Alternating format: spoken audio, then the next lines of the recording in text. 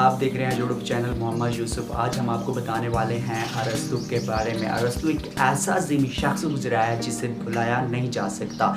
2000 साल गुजरने के बावजूद भी वो लोगों के दिलो दिमाग में मौजूद है। आखिर उसने ऐसे क्या काम किए जो उसे अब इस वक्त भी जाना जाता है अरस्तु के नाम से। इससे पहले अगर आप हमारे चैनल पर नए हैं तो चैनल को सब्सक्राइब कर दें ताकि हम जो भी वीडियो ले आएँ आप तक पहुंचती रहे।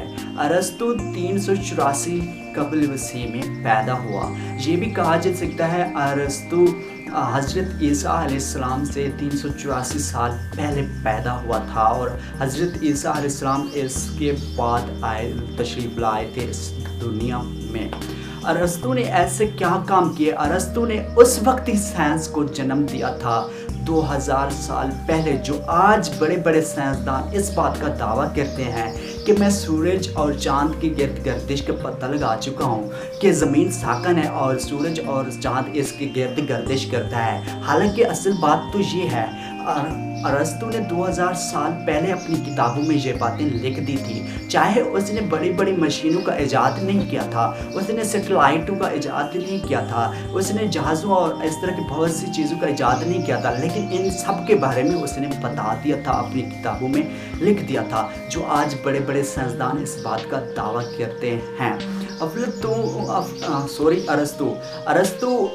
384 में कबल मसीह में पैदा हुआ था और 17 साल की उम्र में उसने अफलातून से अफलातून का शागिर्द हुआ और अफलातून उसका उस्ताद था।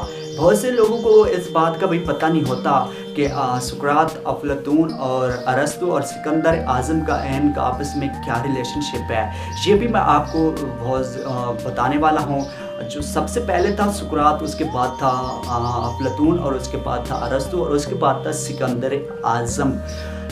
सुकरात था अफलातून का उस्ताद और जो अफलातून था वो था अरस्तु का उस्ताद और अरस्तु जो था वो सिकंदर आज़म का उस्ताद था।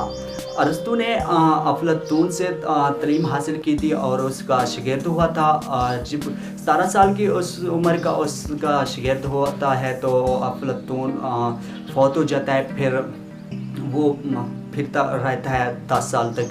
इसके बाद जब मकदूनिया पर सिकंदर आज़म की हुकूमत आती है तो अरस्तु वापस आ जाता है और एक मदरसा कायम करता है, वहाँ पढ़ाता रहता है। जो मकदूनिया का बादशाह सिकंदर आज़म का बाप, उसने अपने बेटे को मतलब सिकंदर आज़म को अरस्तु के पास भेज दिया था ताकि वहाँ जाए ये तालीम हासिल करे। जब सिकंदर आज़म अरस्तु के पास पहुँचा तो वहाँ उसकी ज़ियानत से बहुत ज़्यादा मुतासिर हुआ और वापस ही आकर अपने बाप को बताया अरस्तु के बारे में। जब बाप को बताया था तो अरस्तु के बारे में तो सिकंदर आज़म ने उनको अपनी दरबार में शामिल होने की दरख्वास्त की थी। इस तरह अरस्तु और सिकंदर आज़म के साथ हो जाते हैं, जो उसका उस्ताद भी होता है और मतलब दोस्त भी।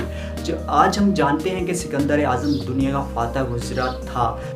17 साल की उम्र में उसने अफलातून से शागिर्दी हासिल की थी, मतलब उसका शागिर्द हुआ था। अफलातून इसका उस्ताद था। उससे कई साल तो तालीम हासिल करता रहा, लेकिन अफलातून फौत हो जाता है तो ये फिर वहाँ से छोड़कर चला जाता है और 11 साल तक घूमता फिरता रहता है। जब मकदूनिया पर सिकंदर आज़म की हुकूमत आती है तो ये वापस चला आता है।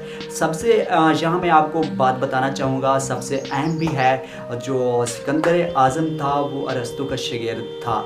उस वक्त का जो बादशाह मकदूनिया का, तो उसने अपने बेटे को मतलब सिकंदर आज़म को अरस्तु के पास भेज दिया था ताकि ये वहाँ से आला तालीम हासिल कर रहे और एक अच्छा शख्स बन सके।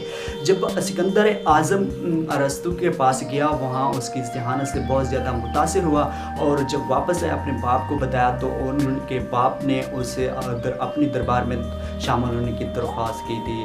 तो अरस्तु उनके पास आ जाता है और उनके साथ रहने लग जाता है और आज हम जानते भी हैं सिकंदर आज़म बहुत ज़्यादा दुनिया का फातह गुजरे। चलो खैर, हमारा टॉपिक था अरस्तु के बारे में कि वो इतना क्यों अजीम शख्स गुजरा है। सबसे पहली बात यह है कि अरस्तु ने मैथ में बहुत ज़्यादा उस वक्त ईजाद की थी, मतलब जो आज हम यूज़ करते हैं, ज़रब है, मनफी है, तकसीम है, जमा है, ये सब उनकी ईजाद हैं। उन्होंने बहुत ज़्यादा साइंस में ईजाद की थी।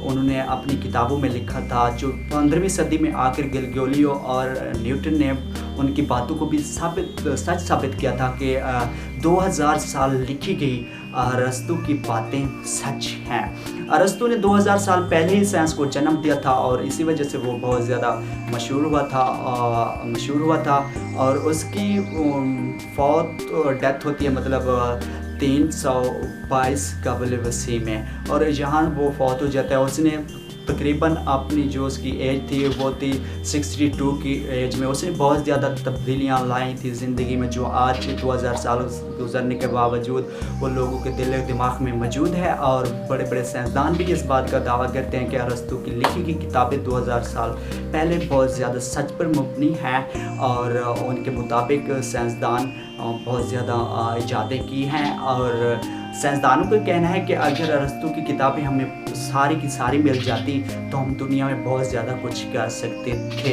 क्योंकि अरस्तु की किताबों को महफूज नहीं किया गया, उनकी किताबें ज़ाय हो गई, क्योंकि उस वक्त का कोई प्रिंट सिस्टम नहीं था, कोई ऐसी मशीन नहीं थी जो उसे महफूज कर दिया जाता। अरस्तु ने अपनी किताबें अपनी हाथों से लिखी थी, अपनी पेंसिल वगैरह